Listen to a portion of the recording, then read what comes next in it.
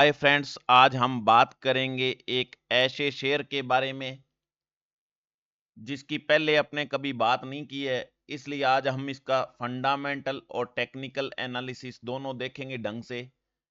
Share का नाम आपके सामने है टेस्टी बाइट ईटेबल्स लिमिटेड।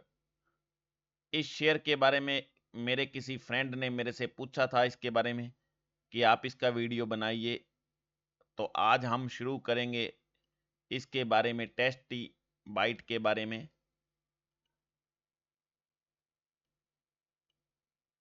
एक मिनट, थोड़ा सा ये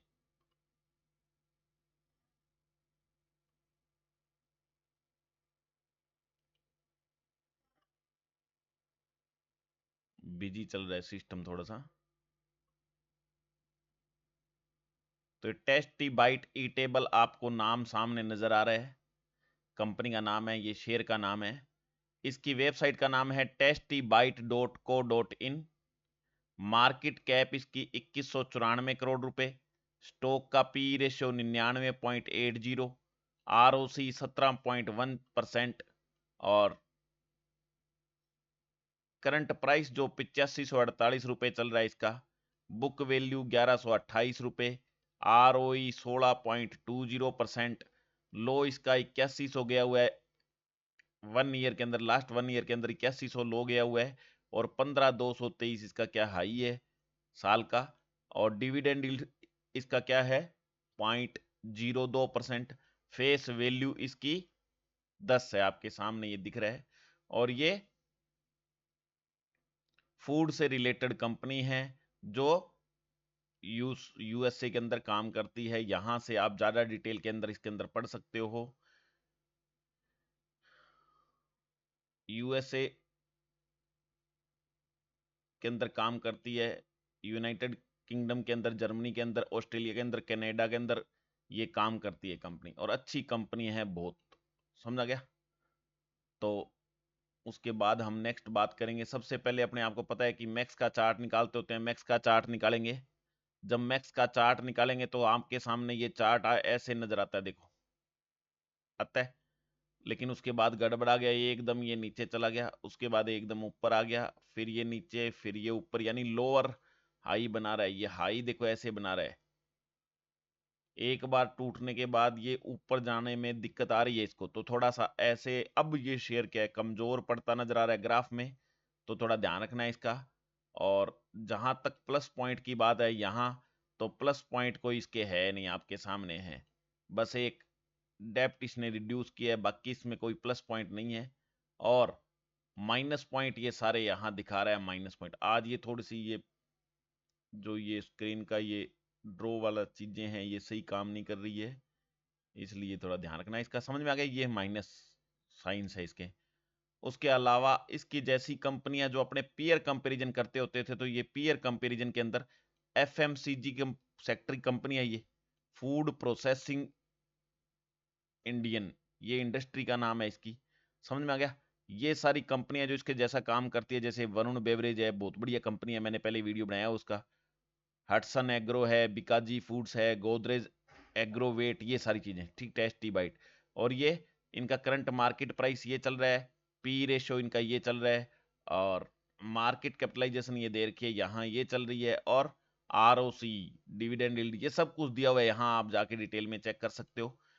टेस्टी बाइट की अगर आपने बात करें, यहाँ इसको हाईलाइट करें, तो ये आपके सामने चल रहा है कि पी रेशियो इसका बहुत ज्यादा है, ये माइनस पॉइंट है, पी रेशियो इसका बहुत ज्यादा है, बहुत ज्यादा है पी रेशियो इसका। और मार्केट कैप इसकी क्या है, ये सबसे कम है इस लिस्ट में, समझा गया। डिविडेंड यील्ड भी इस लिस्ट में सबसे कम है।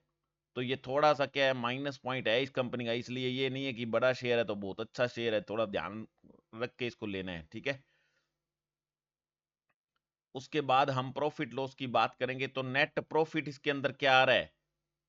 नेट नेट प्रॉफिट पहले 6 होता था, फिर 4, फिर 11, फिर 16, फिर 22, फिर 26, फिर 30, फिर 40, फिर 39, फिर उसके बाद कम हो गया, देखो 10 सीधा ही, फिर 30, फिर 42, फिर 22। थोड़ा डगमगा रही है बीच में कंपनी। अब ये कंपनी क्या है, डगमगाने लगी है थोड़ी सी, ध्यान रखना आप थोड़ा सा, इसलिए इसका थोड़ा सा ध्यान रखना है। इतना ऊंचा जाने के बाद ईपीएस, अर्निंग पर शेयर, पहले इसकी ईपीएस 100 59 होती थी, फिर घट गई, फिर बिल्कुल घट गई, फिर थोड़ी ठीक हो गई, फिर और बढ़िया हो गई, अब फिर घटी हुई है अभी तक। तो ये सारी चीजें देख के चलना है इसका, और कोई दिक्कत नहीं है। कंपनी तो बढ़िया है, लेकिन ये रेट बहुत ज्यादा चल रहा है इसका। कंपाउंडेड सेल्स ग्रोथ 10 सालों की 14%, 5 सालों की 10%, 3 सालों की 12% और अब तक की -2% है। ये आपके सामने नजर आ रहा है, ध्यान से देखना है। कंपाउंडेड प्रॉफिट ग्रोथ 10 सालों की 26%, 5 सालों की पिछले 7%, 3 सालों की 3% और अब तक की -54% दिख रहा है आपको। स्टॉक प्राइस CAGR 10 सालों का 30%, 10 सालों का 30% है, 5 साल का 1 साल का ये माइनस ही चल रहा है। और रिटर्न ऑन इक्विटी बढ़िया है इसकी, 19% 10 सालों की, 5 सालों की 16%, 3 सालों की 12% और ये 16% अब तक की चल रही है। बड़ी बात, जो शेयर होल्डिंग पैटर्न अपने देखते होते थे वो देख लो। प्रोमोटर्स की होल्डिंग इसमें 74.23% है यथावत। 2022 से लेके दिसंबर 2024 तक ये लगातार 74.23% है, ये अच्छी बात है। FII की होल्डिंग इसमें लगभग 4% है। DII की होल्डिंग इसकी लगभग 0.44% है। पब्लिक की होल्डिंग इसके अंदर क्या है, 21.5% है लगभग। समझ में आ गया? तो कंपनी अच्छी है, इसमें कोई दो राय नहीं है, लेकिन अब ये कंपनी धीरे धीरे धीरे धीरे नीचे की तरफ जा रही है। शेयर का रेट भी नीचे जा रहा है और कंपनी की वैल्यू भी आपके सामने नीचे की तरफ जा रही है, ध्यान रखने वाली बात है। समझा गया? अब ये बुक वैल्यू इसकी कितनी है, देखो बुक वैल्यू इसकी 1128 रुपए है और ये वैल्यू करंट प्राइस 8548 रुपए है। तो ये बहुत ज्यादा है, बुक वैल्यू से 8 गुना ज्यादा है ये रेट इसका। तो ये बहुत गलत बात होती है ये। ठीक है, बड़े बड़े जो शेयर होते हैं, अच्छी कंपनियों के शेयर है, उसमें बुक वैल्यू बहुत कम रह जाती है, शेयर का प्राइस बढ़ जाता है, लेकिन ये प्लस पॉइंट नहीं है, माइनस पॉइंट ये। और पी रेशो 100 है, 100 है पी रेशो, बहुत ज्यादा इसका पी रेशो है, ध्यान रखना। ठीक है, तो ये आपके सामने अपने आज बात की फंडामेंटल की, टेस्टी बाइट इटेबल्स लिमिटेड। ठीक है, उसके बाद हम बात करेंगे इसके चार्ट पैटर्न की, कि चार्ट पैटर्न क्या शो कर रहा है। तो अपने रोज की तरह इसके अंदर बात करेंगे आज भी, कि ये हमने जो इसकी कैंडल जो ली है वो है वीकली कैंडल। कौन सी कैंडल है? वीक की, एक हफ्ता, एक सप्ताह की कैंडल है ये। हर एक कैंडल एक सप्ताह को रिप्रेजेंट करती है, 7 दिनों को रिप्रेजेंट करती है एक कैंडल। समझ में आ गया? और हैकरनेशी टाइप की कैंडल है। क्या है? हैकरनेशी टाइप की कैंडल है। और ये जो आपके सामने नजर आ रही है ये लाइनें, ये लाइन क्या है? सपोर्ट और रेजिस्टेंस की लाइनें मैंने 4-5 खींची है, ये तुम देख लेना, ये बहुत इंपॉर्टेंट होती है, इसलिए 1-2 ज्यादा लगा दी मैंने आज। 5 क्या है? ये 5 सपोर्ट और रेजिस्टेंस की लाइन है। और ये आपके सामने एक दिख रही है ट्रेंड लाइन। कौन सी लाइन दिख रही है? ट्रेंड लाइन दिख रही है। जो नए आए हैं ध्यान से देख लो, वीडियो पहली बार देख रहे हैं उनको पता नहीं है इस बात का कि मैं कैसे बताता हूं, तो थोड़ा ध्यान से देख लो। उसके बाद ये जो है, ये RSI मैंने खींचा हुआ है, यहां मैंने MACD का ये लगाया हुआ है। अब हम देखेंगे आगे नेक्स्ट। ध्यान से एक बात देख लेना कि कहां गया था ये हाई, कितना गया था, ये देख लो 19,000 रुपए पर गया हुआ था, 19,600 कुछ पर गया हुआ था ये। उससे ज्यादा भी गया था, 20-21 हजार भी गया है। उसके बाद ये जैसे ही इससे टकराया और नीचे आने लगा, उसके बाद लगातार नीचे गया है, ये देख लो कितना, 19,000 से 20,000 से 7,000 आ गया। उसके बाद फिर ये 13,000 गया। उसके बाद फिर ये 7-8 हजार आ गया। उसके बाद फिर ये 19, 19,500, 20,000 गया। और जैसे ही इस रेजिस्टेंस की लाइन को टकराया, पहले वाले की तरह नीचे आ गया, फिर ये नीचे आ गया, यहां से टकरा के फिर ये नीचे आ गया बहुत ज्यादा। और अब ये वहां तक जा ही नहीं, इसका पहले ये जो 15,500 की रेजिस्टेंस की लाइन थी, यहां से टकरा के नीचे आ गया, यानी कमजोर होता जा रहा है। पहले हाई क्या था? अब एक बार सारा साफ कर देता हूं, आपको समझ में आएगा। पहले हाई था ये, फिर हाई हुआ इसके नीचे वाला ये, फिर हाई हुआ इसके नीचे वाला ये, और अब हाई होगा इसके नीचे वाला ये। यानी कितना ओवरऑल नीचे जा रहा है ये, समझ में आ गया? तो थोड़ा सा ओवरऑल जो शेयर नीचे जा रहा है उसका थोड़ा ध्यान रखने वाली बात है। हालांकि बीच में ये ऊपर आता है फिर नीचे जाता है, लेकिन ओवरऑल तो ये नीचे ही है। तो ऐसे शेयर का ध्यान रखना है। खाली ये नहीं है कि बहुत बड़ा शेयर है जी, अच्छी कंपनी है जी ले लो इसको, नहीं। अच्छी कंपनी जब 8500 रुपए में लेंगे और ये सीधी जाके 5,000 रुपए आ जाएगी, तो आपका क्या होगा? जैसे पहले ये 2-3 बार आई हुई है, देख लो 7,000 बार 2 बार आई हुई है। ये देखो यहां पर गई थी, ये देखो कितनी नीचे गई थी, फिर ऊपर आ गई थोड़ी बहुत, फिर ये नीचे गई थी। तो ये कितनी कितनी, फिर ये ऊपर गई थी, फिर ये देखो यहां आ गई थी, तो ये फिर अब वापस नीचे आ गई। तो ये नीचे की तरफ जब दौर चलता है तो कोई पता नहीं लगता कंपनी किस रेट पर आ जाती है। तो थोड़ा सा ध्यान रखने वाली बात है इसमें, और कोई दिक्कत वाली बात नहीं है, ठीक है। और अब की जहां अब अपने बात करेंगे, तो अब ये देखो ये नीचे की तरफ है, ये ब्लू लाइन भी नीचे की तरफ है, ये ब्लू लाइन भी नीचे की तरफ है। तो ये माइनस पॉइंट है, यहां ये माइनस चल ही रहा है, तो ये माइनस है। अभी कोई शेयर में फ्रेश खरीदारी करने की कोई राय मैं नहीं दे रहा हूं, लेकिन फिर भी ये भी 2-4 दिनों में 9,000 रुपए तो जाएगा ये। लेकिन ओवरऑल ये मेरे को बहुत ज्यादा नीचे नजर आ रहा है, इसलिए 200-400 रुपए के लिए लेने के कोई मतलब नहीं है इसको। तो जिस मेरे लवली फ्रेंड्स ने मेरे को इसके बारे में कहा था, टेस्टी बाइट का वीडियो बनाने के लिए कहा था, वो ध्यान रखना कि एक बार ये 9,000 जाएगा, नो प्रॉब्लम, 2-4-5 दिनों में, लेकिन कोई फायदा नहीं है इसका लेने का, क्योंकि ओवरऑल ये नीचे दिख रहा है। और जब मैंने तुम्हारे को पहले भी वीडियो में मेरे में कहा हुआ है कि जब वीकली कोई शेयर नीचे की तरफ हो, तो you don't have to enter in that share. Fresh entry नहीं करनी। अब लिया हुआ तो कोई दिक्कत नहीं है, लेकिन फ्रेश एंट्री इसके अंदर नहीं करनी है।